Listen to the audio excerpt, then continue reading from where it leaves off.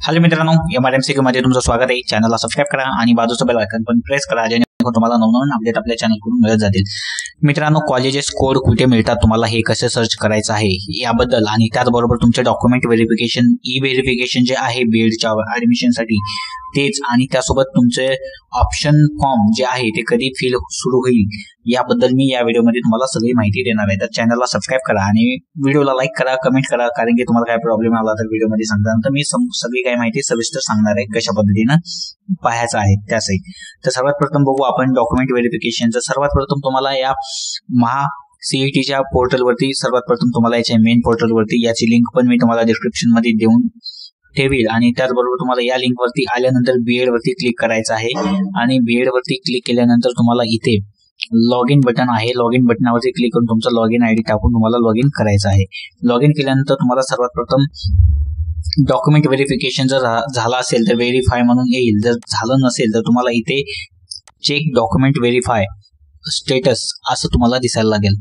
त्याचबरोबर यामध्ये तुम्ही पाहू शकता की इथे तुमचे जे डॉक्युमेंट आहेत जे तुम्ही अपलोड केले ते व्हेरीफाय झाले असतील तर व्हेरीफाय दाखवेल, आणि जर व्हेरिफिकेशन जर झालं नसेल तर इथं कमेंट मध्ये तुम्हाला काय प्रॉब्लेम आहे ते तुम्हाला इथे सांगेल, आणि त्या प्रॉब्लेम बघून तुम्ही ते व्हेरीफाय पुन्हा अपलोड करून तुम्ही व्हेरीफाय करू शकता। पुन्हा अपलोड करण्यासाठी तुम्हाला फॉर्म जो आहे इथे अनलॉक बटन आहे, या अनलॉक बटनावरती तुम्हाला क्लिक करायचं आहे, आणि अनलॉक बटनावरती क्लिक करून तुम्हाला हे अनलॉक करून परत डॉक्युमेंट अपलोड करून व्हेरीफाय करायचं आहे।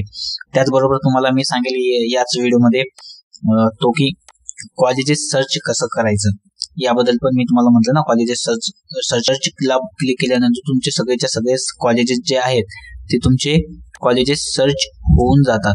तर तुम्हाला कॉलेजेस सर्च करण्याकरता इथे फक्त आणि फक्त ए वरी 22च्या जागी 21 करायचं आहे, आणि ह्याची पण लिंक देईल मी कॉलेज सर्च करायची डिस्क्रिप्शन मध्ये। कॉलेज 21 करायचं आहे, त्यानंतर तुम्हाला कॉलेजेस सर्च करायचे आहेत। त्यानंतर तुम्हाला इथे सगळे जे कॉलेजेस आहेत तुमच्या अख्ख्या महाराष्ट्रामध्ये ते सगळे कॉलेजेस येऊन जातील। इथे तुम्ही पाहू शकता या कॉलेजेसचा कोड आहे, आणि हे कॉलेजचं नाव आहे, आणि त्याची युनिव्हर्सिटी आहे, आणि मीडियम म्हणजे लँग्वेज कोण्या ह्याच्यामध्ये, आणि कॉलेज गव्हर्नमेंट आहे का काय आहे हे सगळं काही या कॉलम मध्ये तुम्हाला दिसून जाईल। अशा पद्धतीने तुम्हाला कॉलेज सर्च करायचं आहे। आणि राहिला प्रश्न तो जो की सगळ्यात महत्वाचा आहे, तो म्हणजे तुम्हाला इथे दाखवतो मी ऑप्शन फॉर्म जनरल म्हणजे नॉट फिल्ड। अजून कॉलेजेस अपडेट झाले नाहीयेत 2022 आणि 23 करता। काही कॉलेजेस बहुतेक कमी करणार आहेत या वेळेला, म्हणून ते कॉलेजेस अजून आलेले नाहीत, आणि जेव्हा येतील आणि तुम्हाला या जागी नवीन एक ऑप्शन येईल ते म्हणजे ऑप्शन फॉर्म फिलचा।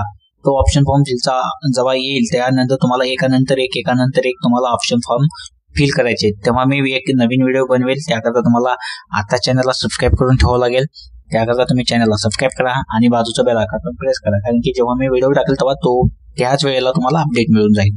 आणि काही अडचण असेल तर स्क्रीनवरती तुम्हाला एक इंस्टाग्राम आयडी दिसत असेल, त्या इंस्टाग्राम आयडी वरती मला मेसेज करा किंवा कमेंट करा। धन्यवाद मित्रांनो, आणि व्हिडिओला लाईक पण करा। थँक्यू।